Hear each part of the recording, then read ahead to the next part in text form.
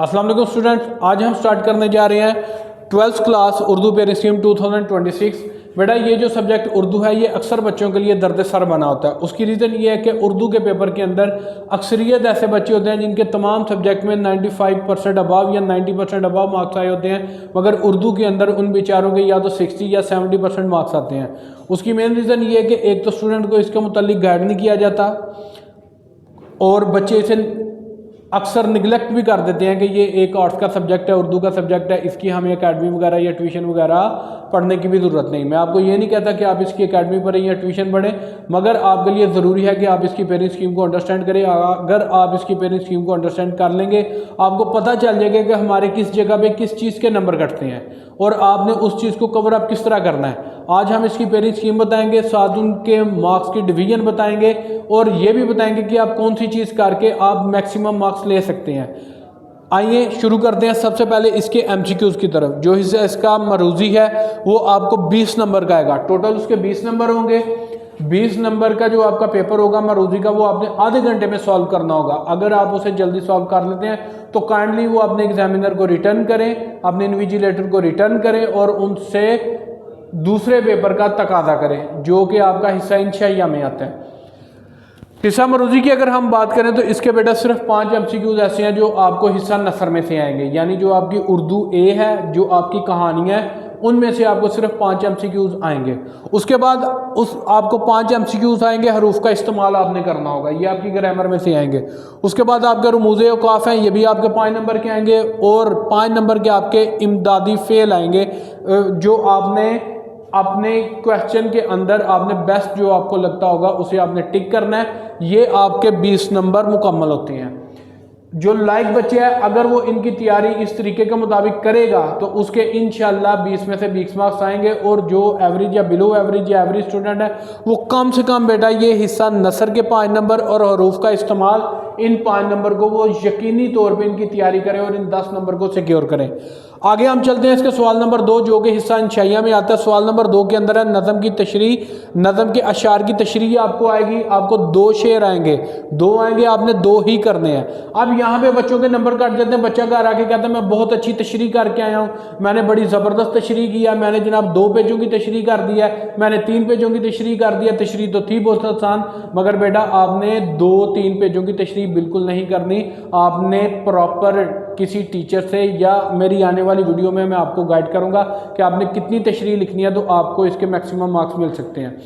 अब इसके अगर आप 10 नंबर की तकसीम देखेंगे तो 1+1 लिखा हुआ है, +8 लिखा हुआ है।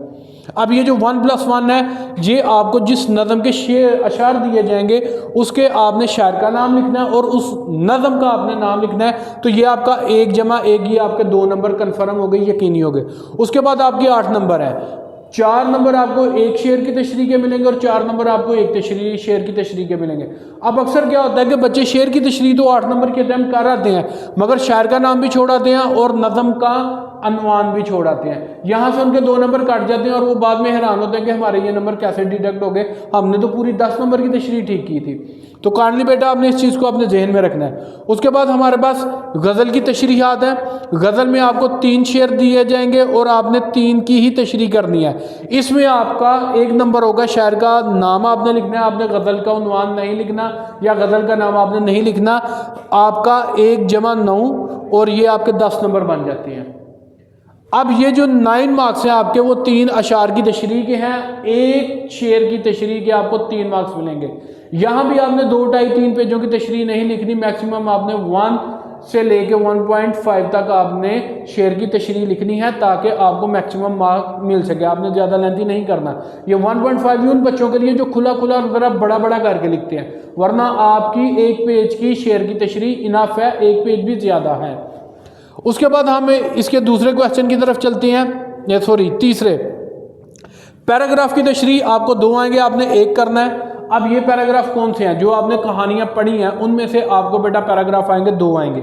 इसके अंदर आपने याद रखना है, आपको जितने भी कहानी के अंदर आपको जितने भी उर्दू की बुक के अंदर सबक दिए गए हैं उनको आपने हाफ में डिवाइड करना है। अगर वो 16 है या 14 है या 12 है तो आप उसे 2 पे डिवाइड करेंगे, आपके पास 6, 7 या 8 आंसर आएगा। तो अगर आप अपने पहले 6, 7 या 8 जो आपके सबक है उन्हें अच्छी तरह तैयार कर लेते हैं तो आपका एक पैराग्राफ अटैम्प्ट होगा और आपने करना भी एक ही है। आपको आगे वाले पैराग्राफ करने की कोई ज़रूरत नहीं, क्योंकि पहले हाफ में से जो पहले हाफ की कहानियां उनमें से एक पैराग्राफ आएगा और सेकंड हाफ की जो कहानियां उनमें से दूसरा पैराग्राफ आएगा।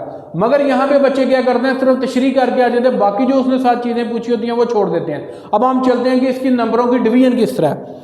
ये बेटा आपको 15 नंबर का आता है। 15 नंबर आपको किस तरह मिलेंगे, आपने सबक का अनवान लिखना है, यानी कि सबक का आपने नाम लिखना है, उसका आपको 1 नंबर मिलेगा। मुसन्निफ का आपने नाम लिखना है कि ये जो पैराग्राफ जिस कहानी में से लिया गया उसके मुसन्निफ का क्या नाम है, 1 नंबर आपको ये मिलेगा। उसके बाद आपने सियाको सिबाक लिखना है, उसके आपको 3 नंबर मिलेंगे। अब वो सियाको सिबाक क्या है कि आप जिस कहानी में से उसने आपको वो पैराग्राफ दिया है उस कहानी के बैक पे क्या हो रहा था, उस जिधर से उसने पैराग्राफ लिया उससे पहले कहानी में किन बातों का जिक्र हुआ है, और शायर का मुसन्निफ का 1 से 2 लाइन का आपने उसमें तारुफ लिखना है। ये आपका सियाको सिबाक कंप्लीट हो जाएगा। उसके बाद 10 नंबर आपको वो जो पैराग्राफ दिया गया उसकी आपने तशरीह करनी है। जितना आपको पैराग्राफ दिया गया तशरीह कम से कम भी, अगर आप 10 में से 6-7 नंबर लेना चाहते हैं तो तशरीह बेटा कम से कम भी उसका 1.5 होनी चाहिए और 2 से उसके डबल से ज़्यादा नहीं होनी चाहिए, फिर भी आपकी नेगेटिव मार्किंग होगी। ये बात आपने ज़हन में रखनी है।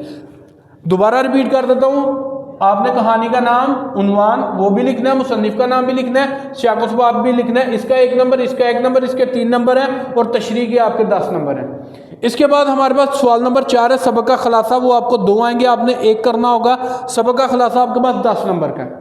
सबक का खुलासा आपके 10 नंबर का। जिस तरह आपने तशरीहात तैयार की हैं इसी तरह आपने यहाँ भी यही काम करना है। आपके जितने चैप्टर हैं उन्हें आप 2 पे डिवाइड करेंगे, जो उसका हाफ वैल्यू आएगी उतने चैप्टर्स का आपने खुलासा तैयार कर लेना है और इंशाल्लाह आपका जो 1 खुलासे की रिक्वायरमेंट है वो आपकी कंप्लीट हो जाएगी। और जो 10 नंबर है उनमें से 1 नंबर आपने मुसन्निफ का नाम लिखना है। अब अगर किसी बच्चे को किसी वजह से लेट्स सपोज खुलासा नहीं आता, उसे खुलासे की अलीफ भी नहीं पता, कुछ भी नहीं पता, मगर वो थोड़ी हिम्मत करके दाएं बाएं से किसी से मुसन्निफ का नाम तो पूछ सकता है, भाई ये जो खुलासा आया है, ये जो 2 खुलासे आए हैं इनमें से किसी एक के मुझे मुसन्निफ का नाम बता दो। अगर वो मुसन्निफ का नाम लिख देता है तो उसे 1 नंबर यकीनी तौर पर मिलेगा। अब अगर आप गौर करें तो आपका जो उर्दू ए है, जो उर्दू ए की बुक है उसका पेपर यहाँ तक मुकम्मल हो जाता है। अगर आप गौर करें बेटा, 10 नंबर नज़म, 10 नंबर वो गज़ल, उसके बाद 15 नंबर आपकी तशरीहात और 10 नंबर आपके आते हैं सबक का खुलासा। तो ये आपके नंबर 10 + 10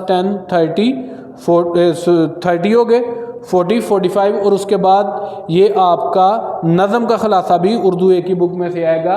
ये आपके 50 मार्क्स ये बन गए और 5 मार्क्स आपके ऊपर वाले हिस्सा नसर में से जो आएंगे।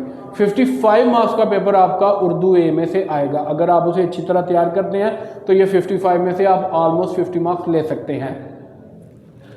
इसके बाद हमारे पास बेटा आ जाता है मजमून। मजमून आपने 9th क्लास में 9th में आपके नहीं थे, 10th में थे। 10th में आपने देखा था वहाँ पे क्या था, आपको 3 मजमून आ रहे थे, आपने 1 करना था। यहाँ भी सेम वही काम है, आपको 3 मजमून आएंगे, आपने 1 करना है, मगर वहाँ 15 नंबर का था, यहाँ 20 मार्क्स का है। यहाँ पे आपका 20% पेपर ये 20 नंबरों का आएगा।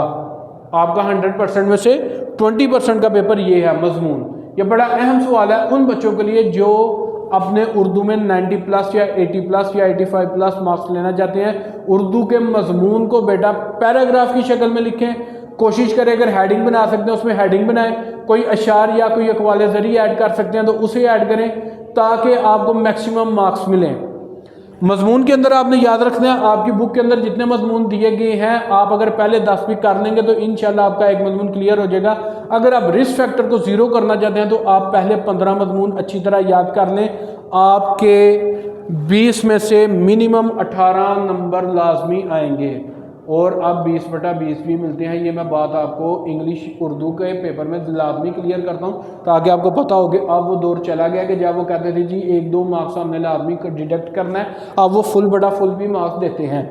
तो मजमून बेटा आपके लिए बहुत अहम है। आप पहले 10 करें, आपकी जो बुक में जिस तरतीब से लिखे हैं पहले 10 करें। आने वाली वीडियोस में मैं आपको इंपॉर्टेंट ऐसे भी बताऊंगा, मगर आप पहले 10 लाजमी करें, उनमें से इंशाल्लाह आपका 1 ऐसे आ जाएगा। अगर आप रिस्क फैक्टर को 0 करना चाहते हैं या 20 नंबर 100% सिक्योर करना चाहते हैं तो कम से कम पहले 15 मजमून आपने ज़रूर याद करने हैं।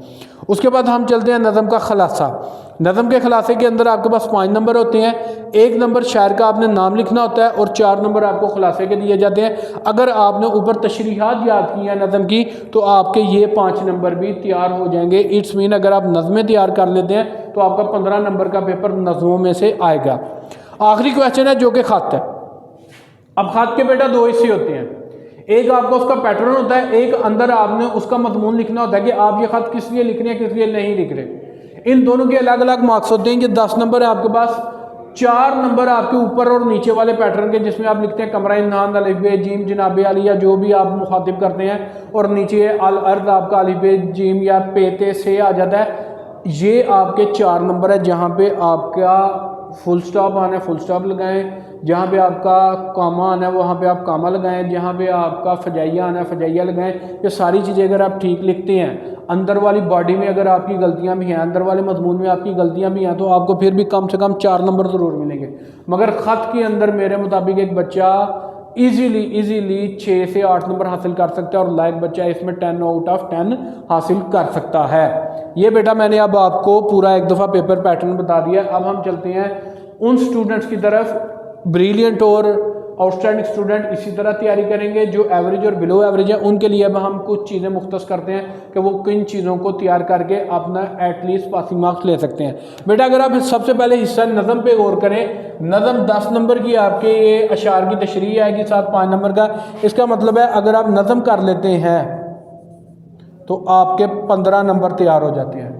दूसरे नंबर के ऊपर अगर आप अपने पैराग्राफ की तशरीहात यानी आप अपने सबक को हाफ करके आप ये तशरीहात शाकुसबाग के साथ तैयार करते हैं तो 15 नंबर की आपका ये सवाल है और साथ आपका सबक का खुलासा।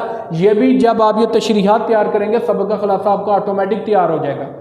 सबक का खुलासा ऑटोमेटिक तैयार होगा तो इसका मतलब है कि आधी कहानियाँ करके, आधी कहानियों को अच्छी तरह तैयार करके आप 15 जमा 10 25 और 5 वो ऊपर वाले नंबर 30 नंबर आप ले सकते हैं। ये आपका आएगा सबक, ये आपके बेटा 30 नंबर। अगर आप इन्हें कलेक्टिवली टोटल करेंगे 30 + 15 ये आपके 45 मार्क्स बन गया है। और इसके साथ आपने जो मोस्ट इंपॉर्टेंट चीज़ करनी है वो आपने ख़त करना है। ख़त का मैं आपको बार बार कह रहा हूँ, अगर आप पैटर्न अच्छी तरह कर लेंगे, अंदर वाला जो आपका मजमून है उसमें अगर आपकी गलतियाँ भी हैं तो आपको एटलीस्ट वो 6 to 8 मार्क्स लाजमी आ जाएंगे। अब अगर हम बेटा वो नंबर साथ बीच में इंक्लूड करें ख़त के तो बेटा ये आपके बन जाते हैं 5 3 4 5 55 मार्क्स का आपका पेपर बेटा इन 3 चीज़ों से प्रिपेयर हो जाता है। किसी लंबे चौड़े चक्कर में आप ना पढ़ें। जो एवरेज और बिलो एवरेज स्टूडेंट है मैंने सिर्फ 3 चीज़ें बताई हैं, हिस्सा मरूज़ी के ये 5 MCQs, उसके साथ मैंने नज़म की तशरीहात बताई हैं और साथ आप नज़म का खुलासा, ये वाली आप तशरीहात करेंगी खुलासा ऑटोमेटिक आपका हो जाएगा। ये आपके 15 नंबर का पेपर नज़म में से। उसके बाद आपके सबक हैं उन्हें आपने हाफ करना है, हाफ करने से आपका 15 नंबर का एक पैराग्राफ की तशरीह वाला सवाल आपका हो जाएगा, एक आपका सबक का खुलासा हो जाएगा। ये आपका 25 नंबर का पेपर यहाँ से आ जाएगा। 7 5 नंबर के हिस्सा नसर के MCQ ये 30 नंबर बन गए, 10 नंबर का खाट टोटल 55 नंबर बन गए। अब आप बेटा इन 3 सवालों को तैयार करके, इन 3 हिस्सों को तैयार करके आप 55 नंबर का आपका पेपर तैयार हो जाएगा और इसमें से इजीली आप अपने 45 50 मार्क्स ले सकते हैं, बशर्ते कि आप इनमें कोई गलती ना करें। गलती से मुराद ये है कि इनमें आपने ये नहीं करना यार ए खत लंबा है ज़रा, ए खत औखा है, एदे च लफज मुश्किल ने, एनू मैं छड़ देना, या ये पैराग्राफ की तशरीह मेरे से नहीं हो रही, ये मैं छोड़ देता हूँ, ये सियाको सुबह की शायर की तरीक़े पैदाइश नहीं याद हो रही, मुसन्निफ़ की नहीं हो रही, ये मैं चीज़ें छोड़, ये आपने चीज़ें बिल्कुल नहीं छोड़नी। अब कोई बच्चा अगर इनके बाद कोई सवाल करना चाहता है तो उसको मैं कहूँगा वो मजमून करे। इन 3 क्वेश्चन के बाद नज़म वाला हिस्सा, सबक वाला हिस्सा, खात तैयार करने के बाद जिस स्टूडेंट ने अच्छे नंबर लेने हैं, को 75 70 प्लस नंबर लेने हैं, 80 70 और 80 के दरमियान नंबर लेने हैं, तो बेटा वो मजमून लाजमी करे। मैंने आपको बताया आप 10 मजमून पहले कर लें, इंशाल्लाह आपको एक मजमून उनमें से ज़रूर आएगा। अगर आप रिस्क फैक्टर को 0 करना चाहते हैं तो पहले 15 मजमून कर लें, उनमें से आपका एक मजमून 110% लाजमी आएगा। ये 20 नंबर का मजमून है, उसकी आपने प्रैक्टिस करनी है। आने वाली वीडियोज़ में ये पेपर का मैं आपको पूरा तरीका अटेम्प्ट करने का बताऊँगा कि ये आपने जनाब ये जो नज़म की तशरीह कैसे कैसे करनी है, गज़ल की कैसे करनी है, पैराग्राफ की तशरीह कैसे करनी है, खुलासा किस हद तक आपने लिखना है, कितने पेजेस का हो, मजमून कितने पेजेस का हो, नज़म का खुलासा कितने पेजेस का हो, और आपका ख़त मिनिमम मैक्सिमम कितनी लेंथ होनी चाहिए, ये सारी चीज़ें, और इंपॉर्टेंट मजमून कौन से, इंपॉर्टेंट ख़त कौन से हैं, और फर्स्ट हाफ में से इंपॉर्टेंट खुलासा जात कौन से हैं, और पैराग्राफ कौन से हैं, ये सारी चीज़ें इंशाल्लाह आने वाले दिनों में मैं आपको बताऊँगा, ताकि आपकी उर्दू की तैयारी मज़ीद अच्छी हो सके, क्योंकि मैं जानता हूँ कि ये बहुत टफ सब्जेक्ट है। और मैं अब ये सोचता हूँ कि अगर हमारे दौर में टीचर हमें इस तरह चीज़ें एक्सप्लेन कर दें, और हमारे टीचर जो हमें उर्दू पढ़ाते थे पंजाब कॉलेज के अंदर, वो अब फौत हो चुके हैं, अल्लाह ताला उन पर करोड़ों रहमतें करे और जन्नतुल फिरदौस में आला मकाम अता करे, बहुत अच्छा पढ़ाते थे, मगर इस तरह की चीज़ें उन्होंने इतनी डिटेल में हमें नहीं थी बताई, और शायद टाइम की कमी थी या जो भी उनके मामला, मैं उनकी नीयत पे शक नहीं कर रहा, मगर मैं समझता हूँ अगर हमें तब ये चीज़ें इस तरह डिटेल से एक टीचर ने बताई होती कि बेटा आप ये चीज़ें छोड़ के आप सिर्फ इन पे फोकस कर लें, तो आपके इतने नंबर बड़ी आसानी से आ सकते हैं। तो मैं आप स्टूडेंट से रिक्वेस्ट करता हूँ कि बेटा जो भी उर्दू में जिनको डिफ़िकल्टीज आ रही है, या जो उर्दू को समझ रहे हैं कि कोई बात नहीं जनाब इसकी एंड वाले 1-2 महीने में तैयारी हो जाएगी, ऐसा नहीं है, आपको इसे टाइम देना पड़ेगा। स्पेशली जो मेडिकल के स्टूडेंट है, मजमून उनके बहुत ज़्यादा नंबर डिटेक्ट करवाता है, और बाद में वो बच्चे पेपर देखने जाते हैं, वो कहते हैं मामा बाबा वो टिक तो सारे लगे हुए हैं, मगर नंबर उन्होंने मजमून में 15 दिए, नंबर उन्होंने 12 दिए, नंबर उन्होंने 10 दिए। बेटा उसकी काफ़ी ज़्यादा फैक्टर होते हैं, इंशाल्लाह आने वाले दिनों में वो भी फैक्टर आपके साथ शेयर करूँगा। तो काइंडली जो मेरे चैनल के ऊपर न्यू है वो मेरे चैनल को सब्सक्राइब करें, वीडियो को लाइक एंड शेयर करें, और जो ऑलरेडी मेरे चैनल को फॉलो कर रहे हैं वो बेल आइकन को दबा दें, और ज़्यादा से ज़्यादा मेरी ये वीडियो सेकंड ईयर के स्टूडेंट के साथ शेयर करें, ताकि वो बच्चे इससे मुस्तफ़ीद हो सकें। जज़ाकल्लाह।